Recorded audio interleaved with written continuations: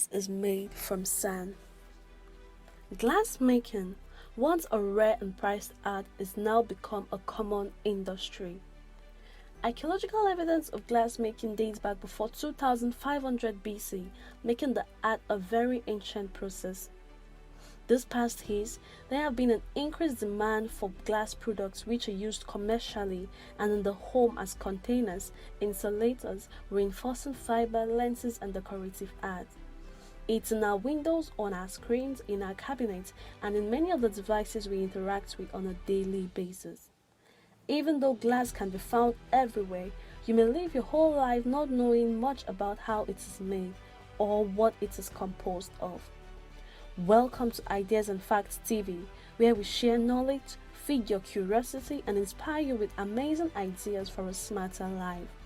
In this video, we shall be showing you how glass is made from sand.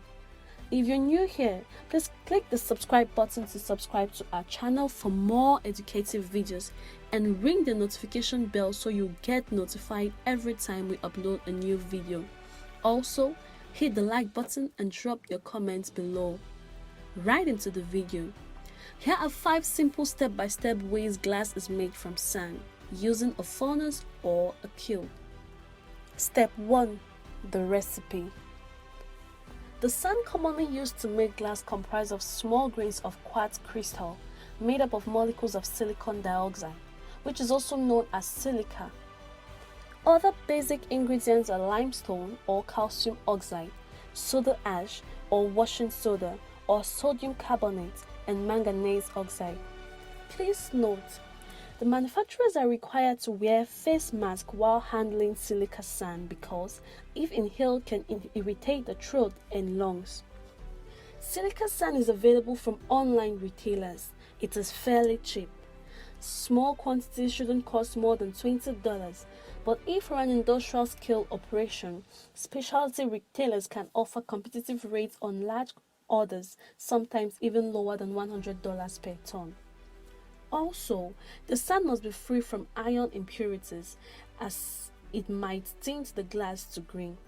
But if it is not possible to find sand sufficiently free from iron impurities, their tinting effects can be countered by adding small amounts of manganese dioxide, or if the manufacturers want greenish glass, they can leave it therein.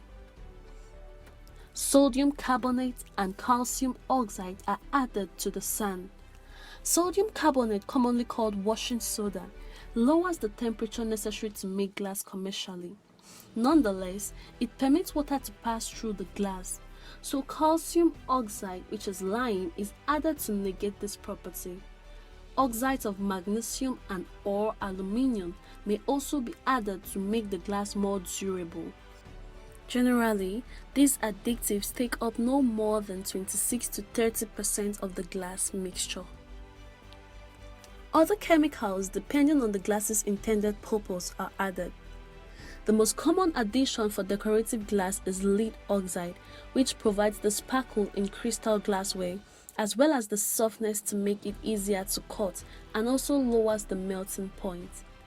Eyeglass lenses may contain lanthanum oxide because of its refractive properties, while iron helps glass absorb heat.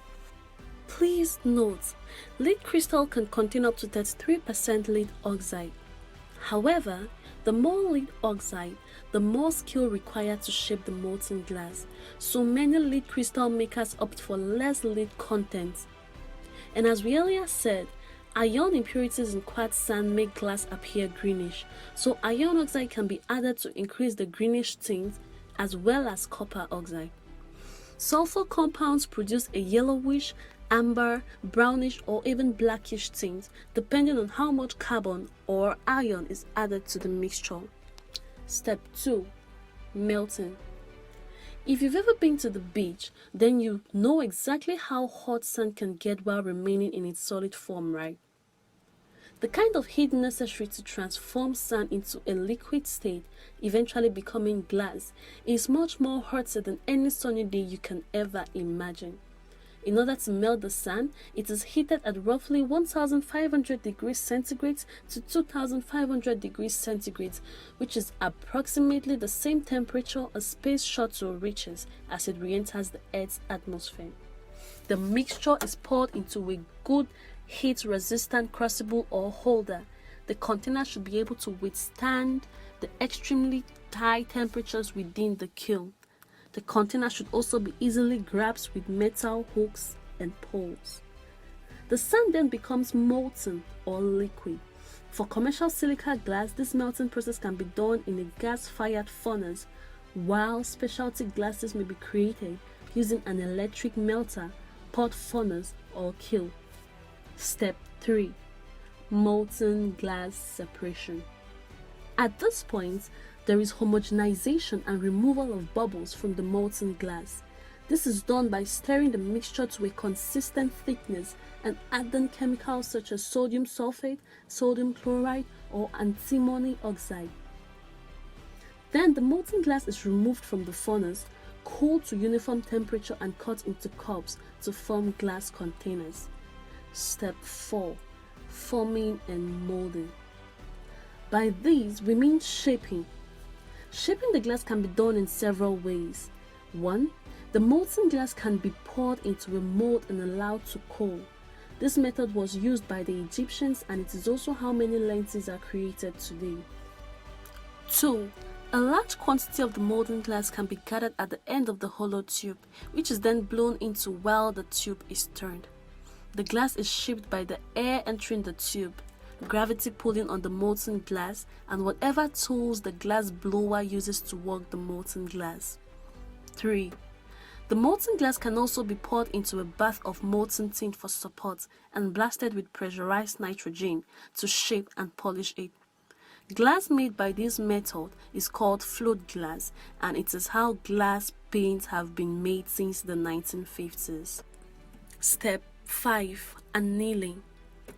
Formed containers pass through the kiln, a machine that reheats and gradually cools them to relieve any stresses and strengthen the glass.